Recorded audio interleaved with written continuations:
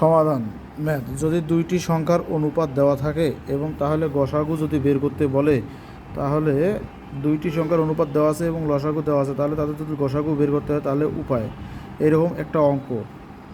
এই অঙ্ক বিসিএস 33তম বিসিএসে আসছিল এবং প্রিলিমিনারিতেও অনেক সময় আসছিল। অঙ্কটা খুবই সহজ, কিন্তু অনেক সময় ঝামেলা হয়। এইরূপ অঙ্ক থাকলে আমাদের সমাধান হবে, গসাগুটা আমরা বের করবো হচ্ছিল এইরকম সূত্র দিয়ে। যেমন গসাগু বের করতে হবে কি, গসাগু হবে হচ্ছিল লসাগু ভাগ অনুপাতগুলোর গুণফল। লসাগু ভাগ অনুপাত রাশির গুণফল। অনুপাত রাশির গুণফল। ফর এক্সাম্পল, আমরা একটা অঙ্ক নিয়েছি 33তম বিসিএসের। কততম বিসিএস এটা? 33তম বিসিএসের অঙ্ক যেটা, সেটা বলা আছে দুইটি সংখ্যার অনুপাত 7:5 এবং তাদের লসাগু 140 হলে তাদের গসাগু কত? তাহলে আমরা যে এটা সমাধান করবো এইভাবে,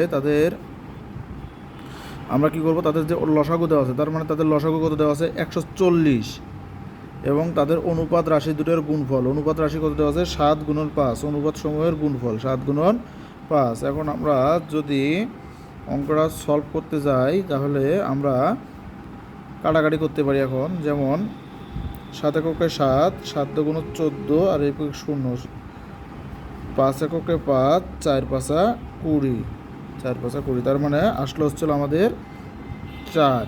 সুতরাং যদি দুইটি সংখ্যার অনুপাত দেওয়া থাকে এবং তাদের লসাগু দেওয়া থাকে, তাহলে আমরা সলভ করব এইভাবে। কিভাবে? তাহলে সলভ করব আমরা কোনভাবে? তাদের রাশিগুলোর তাদের যে লসাগুটা পাবো, সেই লসাগুটাকে আমরা, লসাগু সাধারণত আমরা কি জানি? লঘিষ্ঠ সাধারণ গুণিতক, আর গরিষ্ঠ সাধারণ গুণিতক হচ্ছিল গসাগু। গসাগু যদি আমরা বের করতে চাই, তাহলে তাদের লসাগুকে অনুপাত রাশি যে দুইটা থাকবে সেটা দিয়ে, তাদের গুণফলটাকে দিয়ে ভাগ করলে আমরা উক্ত গসাগু পাবো। আশা করি আর কোনো সমস্যা না হওয়ার কথা।